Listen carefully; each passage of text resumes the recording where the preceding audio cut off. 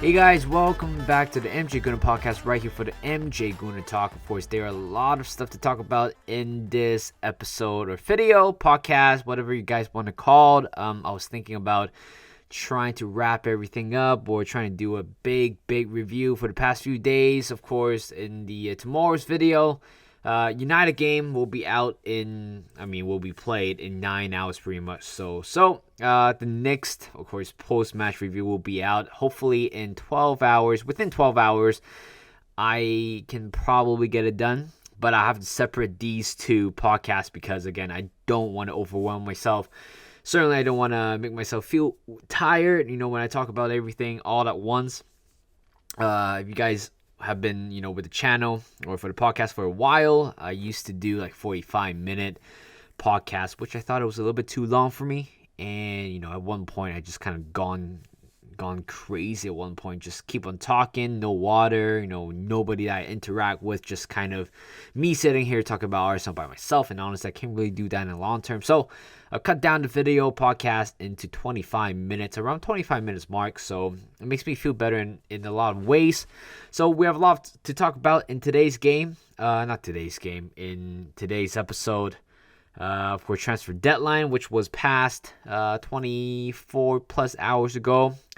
Champions League draw, about round 3 draw, and also the recent update of certain players. So let's get into it. And of course, by the way, I will be away from Canada. I will be going back to Hong Kong for 2.5 weeks. So I haven't gone back for 4 years. So it's going to be nice. I'm going to miss my girlfriend for sure. I know she's going to listen to the podcast at one point. So here you go, baby. I miss you. So the thing is, I want to talk about is, there's a lot, right?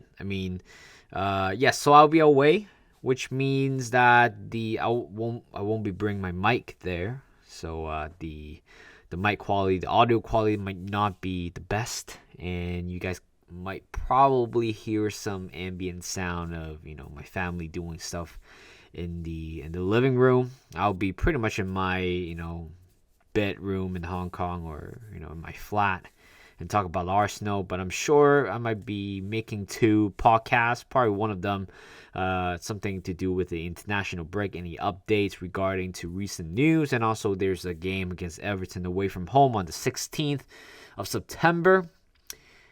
So let's get into it. Right, so let's talk about the transfer review. Of course, the transfer window shut, and a lot of clubs make a lot of businesses over the last span of 30 to 48 hours. And of course, Arsenal were busy selling players, not buying players. So to be honest, I kind of knew that we were not going to sign anybody. It felt that way it felt that way in the very longest time. And I wasn't even surprised that we didn't bring in anybody, because I think after the Raya signing, we were actually looking to sell players, upsell our players. But in the end, I don't think we sell them quite successfully as we all thought it would be. And of course, we thought we are going to bring in maybe one more player, whether it's a short-term player, a loan player to kind of fulfill or kind of replace Timber in the defensive area, or we might sign a attacker. But unfortunately, the last few days of the transfer window, we didn't quite link up with anybody. Of course, I heard something about João Cancelo. Turns out it was false. And right now, Arsenal pretty much stuck with, 8 defenders. But I'll talk about that later. Let's talk about the transfer in general. I would give it a 6. Not 6. That's way too low. 7.5 out of 10. Keep it like that. The majority of the points that, was rated was pretty much we got ourselves into the business quite early on. I like that. Pretty much a very similar situation with last year with Jesus, Vieira, Zinchenko signed with Arsenal very early on the season. That's why we prepared very well. Conversely, we didn't do quite well so far. Even though we won 2 and we drew 1 game, but I felt like those 3 games we could have probably win quite easily and more convincingly, but we didn't quite do that, especially the game against Fulham, which I thought it was a very disappointing result. And so 7.5, I think we have a very strong start, kind of quiet in the middle, and of course the whole David Raya link came on, and certainly, of course, the deal was amazing, 3 million loan fee, and also 27 million option or obligation to buy, which is again a very fair play to Brentford. They know we might have a FFP issue, so that's why they loan Raya to us 3 million. It's a win-win situation for both sides. I think Brentford retained the player. In a way, retained the player and also retained the value of the player, just in case if they sold or they're thinking about selling Raya, they still have the assets. And Arsenal, again, if Raya didn't turn out to be good, they can back out and we can look for some alternatives. Who knows? Yeah, and in the end, the Raya deal came on, got him for a loan deal, and also in the end, we sold quite a lot of players, which I'll go into that very later on. But in the end, we just couldn't really get a replacement after Timber's injury. So that part just kind of felt a bit disappointing in the end. But overall, a very strong window for Arsenal for sure. I mean, adding more qualities in different areas, especially in terms of the defensive area, we added more quality, but Timber's injury didn't quite help that a lot. So the first player that we're gonna rate based on the ratings, pretty much based on the transfer, was pretty much Kai Havertz. Again, played 3 games. I don't think he has done anything amazing. I don't think he's done anything bad. Maybe in the last game against Fulham, he did he did bad more than doing good to the team. It was very disappointing. Just gotta say that. I would give the signing 7 out of 10. Again, we all know how he was with Chelsea, and at the same time, we all knew how good he was when he was with Bayern Leverkusen. I realized he played like 118 caps before turning 21 or 20 or 21 before signing for Chelsea. And of course, playing for Chelsea for 3 years, scoring that winning goal against Champions League. Of course, he had a tremendous experience in the first team already. But the fact that how he was treated or how he played with Chelsea was another different story. It was quite disappointing. I gotta say it. We signed him for 65 million. A little bit too much, if I have to be fair. But it is what it is. If Arteta sees a player in him, if Arteta sees, Havertz could potentially integrate into the Arsenal team smoothly or helping Arsenal to win games, you know what? I trust Arteta. Give it like that. Second signing we made was Timber, I believe so, 45 million, signing from Ajax. He was an Arsenal boy, supported Arsenal, from my knowledge. He was probably the brightest signing alongside with Declan Rice. Again, being able to play on the right side, center back, and also left back as well. Can play exactly how Arteta wanted him to play in further right or left back. Very good on the ball, good technical player, and of course winning his duels, especially the game against Nottingham Forest and also Man City, where I believe both games he played tremendously, and I believe he was the man of the match against City, and we won the Champions League. I wish we won the Community Shield. But Timber signing was pretty much a 10 out of 10 for me, or 9 out of 10. Maybe the injury kind of messed things up in the transfer window or messed the way how we want to play anyway, which I'll go over that later. And yeah, that's pretty much what happened. Timber could have been an amazing signing, or he was an amazing signing up until that ACL injury. Hopefully he's going to be back stronger and better. Next player, Declan Rice, of course, the most anticipated signing, transfer of the window. Arsenal have been eyeing on Declan Rice for the past year, past 8 years. 100 million plus 5 million add-on. I thought we're not gonna get Declan Rice, and I thought it might be a little bit overpriced. I certainly don't think Declan Rice is worth 100 million, but he's English. With that English tax, selling to another fellow London club, you know what's going to happen. I mean, you know the price is going to inflate a little bit higher, and that's exactly what happened. Honestly, I thought he could, he probably worth 75, 80 million, but you know what? If Arteta thinks that he's the key of the puzzle, he's the key of making Arsenal progressing to another next level defensively and offensively, then you know what? Arteta got his player. This is Arteta signing.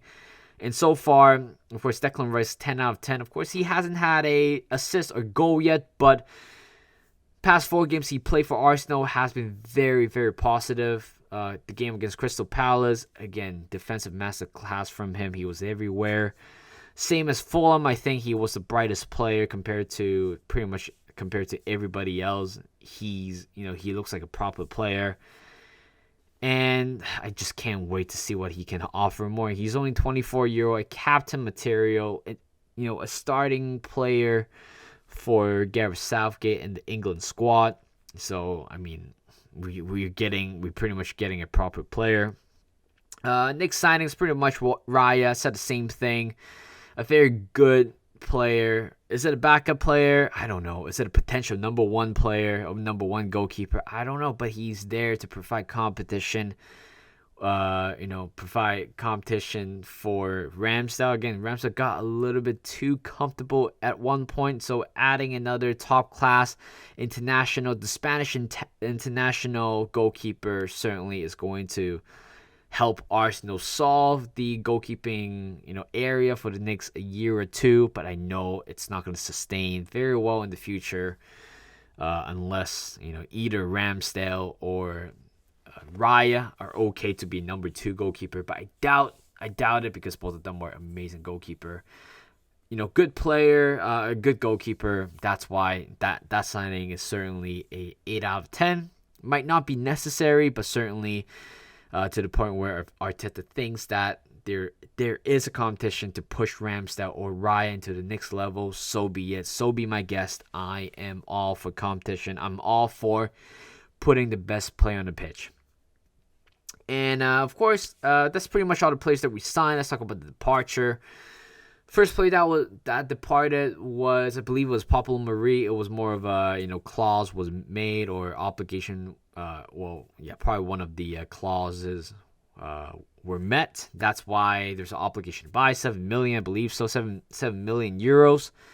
Pablo Marie, again, didn't really have much of a connection with that player. Didn't quite play too much for us, but he's one of the signings for Arteta back in 2019-2020 season, I believe. So had his bright moments while I thought he was pretty calm on the ball. But again, I mean, the game against Chelsea 2 seasons ago pretty much saw the last of him. Granit Xhaka, again, it's a big heartbreak to a lot of players and also to a lot of fans as well. Nobody would have thought how good he turned out to be for the last 2 seasons. We thought, after he was stripped from captaincy, that was the end of him. But he came back having a perfect redemption arc. And, of course, being, I don't know, maybe a legend, maybe an Arsenal Emirates legend, who knows, but I mean, certainly worthy to be a legend for based on the last 2 years of his career with Arsenal. Proper leader on and off the pitch, and playing that box-to-box midfielder for Arteta. It might not be for him, but he adapted relatively well. Of course, could have been better. I'm not going to complain. Arsenal pretty much lost an important figure in the dressing room, and he will be sorely missed. Who else? Oh God, I'm just kind of counting down. I really don't know who left. I think Kieran Tierney left to Real Sociedad. I don't know if it was confirmed from the last podcast, but he's gone on loan for a year. Again, a good club for him. I mean, it's a proper Spanish culture, playing a pretty good football. In Spain, they have Champions League football as well. So technically, KT is not missing out, but his time with Arsenal has been amazing. It's just he is so injury prone at one point where we just couldn't really rely on him, unfortunately. And also the way how Arsenal have grown or evolved for the past year or two, playing that inverted left back. And when you try to play him as an inverted left back, didn't quite work out, isn't it? And I'm sure probably the game against Man City where Cole Palmer scored that goal, he slipped a little bit, couldn't really get clear the ball for the first time. I thought that was pretty much the moment where the career for TND is pretty much coming to an end. And no matter how much I want to back him, it's just really tough, to be honest. If he doesn't fit into our system, then it is going to be rally. It's going to be brutal.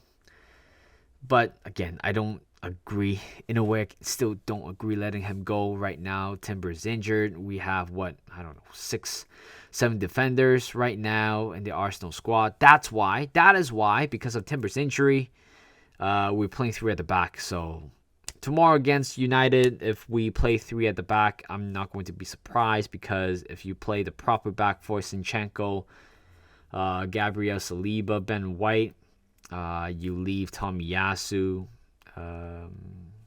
Kivior, and also Rue Walters. I believe he might be the reason why Arsenal didn't sign another defender. Maybe that Rue Walters is ready to go. Can't wait, to be honest. Another youngster being called up or about to make its senior debut for the club. Hopefully he will. And who else? Nuno Tavares left for 1 million loan fee plus 12 million option to buy with Nottingham Forest. A good club for him to go out on loan as well. Certainly,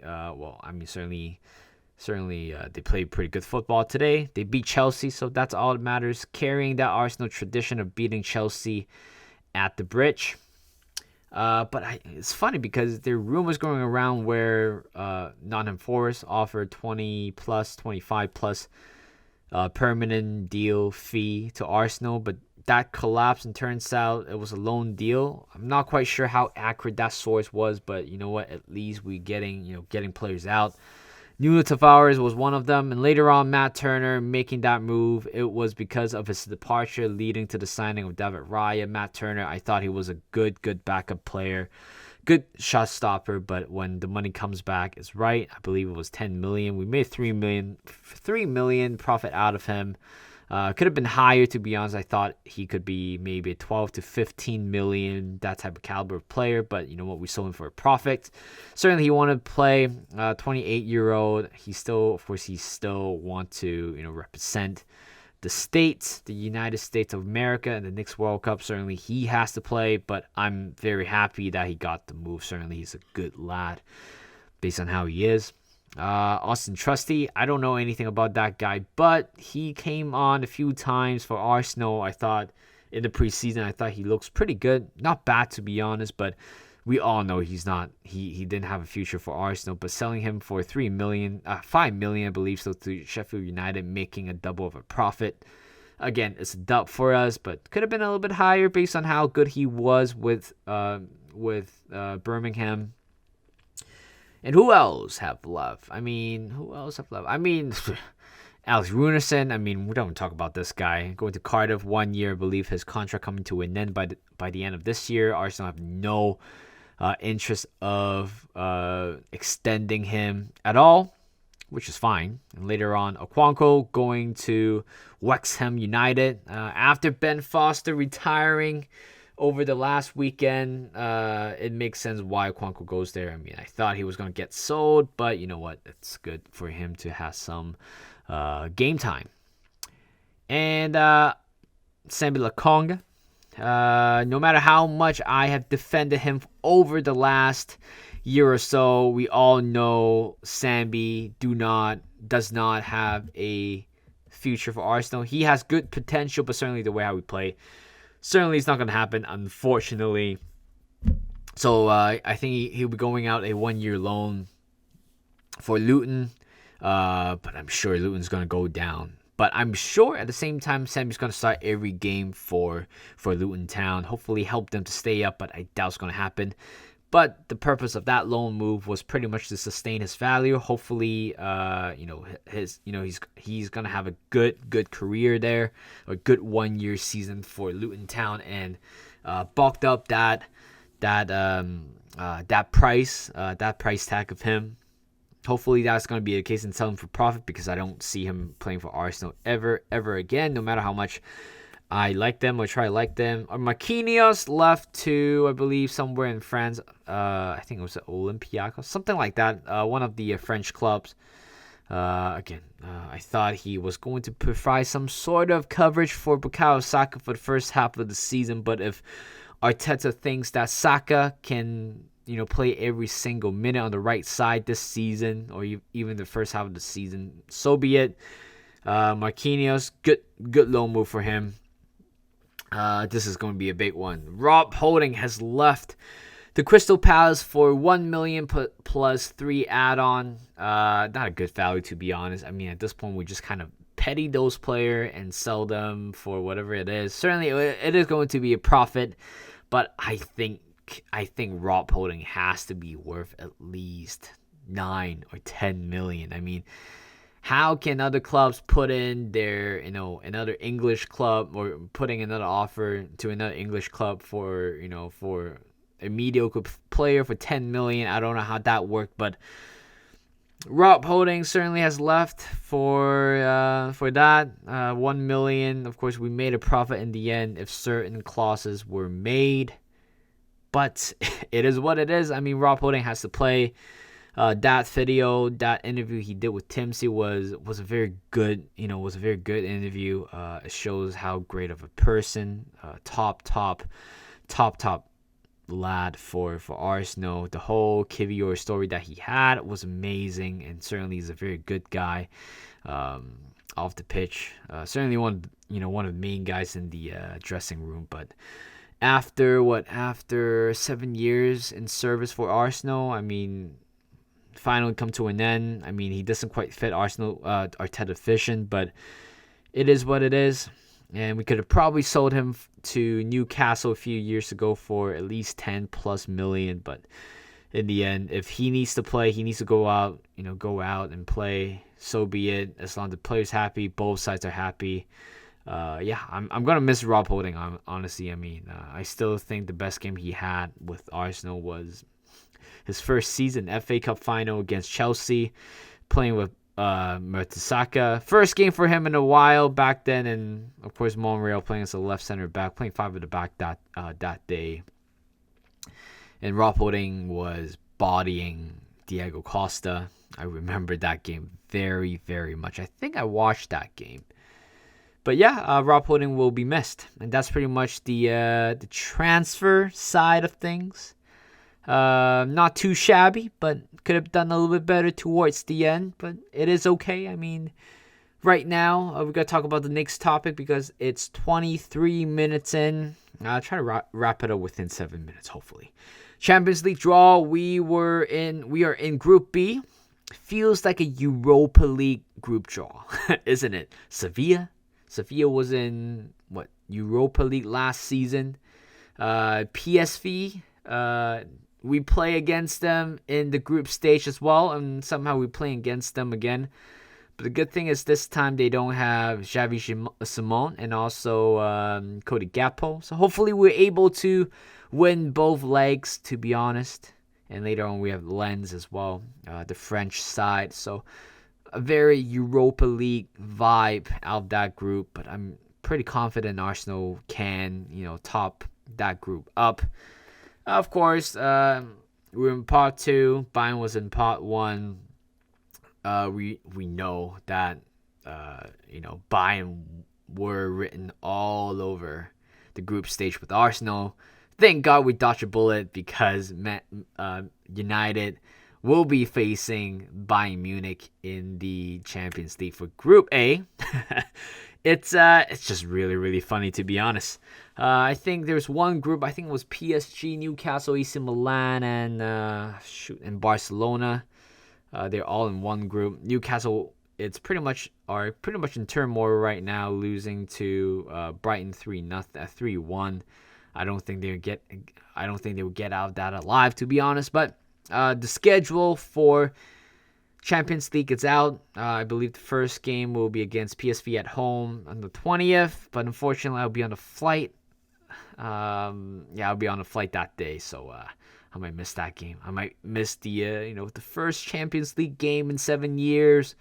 The last time I watched a Champions League game, I was in high school, and right now I graduated from university, so it shows time flies, but it's good to hear the Champions League in my ear once again. I'm loving that.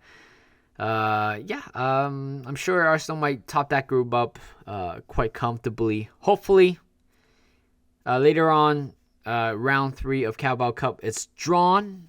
At the moment, Brentford away round 3. I doubt we're going to win that game, if I'm being honest. I thought we were going to play against a lower league side, hopefully League 1 or League 2 or even Championship as well, but we were drawn against Brentford. Hopefully, Raya is able to play that game, but I don't know what's the contract about. He might be able to feature in the Cup competition despite facing against his former team. We don't know yet, but that game will be taking place on the 26th, I believe. So it's a Tuesday, is it? Something like that, something along the line like that. But yeah. So that's pretty much it for the draw. Carabao Cup, it's out. Champions League, it's out. And also Thomas Partey picked up an injury, 4-month injury, groin injury, some tear on the groin area. I don't know what's that about. Hopefully it's not going to be bad. I'm scared, to be honest. I mean, we're very thin everywhere, defensively, in the midfield as well. And I'm sure because of Timber's injury, we are playing 3 at the back. This is my verdict, pretty much so.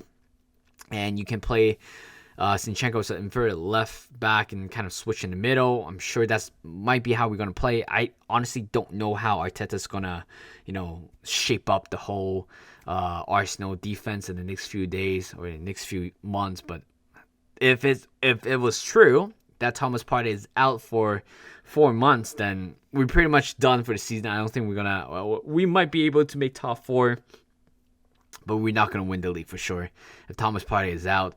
And knowing, because apparently the injury might occur on Thursday, something alongside on Thursday, then Arsenal could have probably reacted for 24 hours, but we didn't sign anybody. So we kind of bite ourselves in the tail.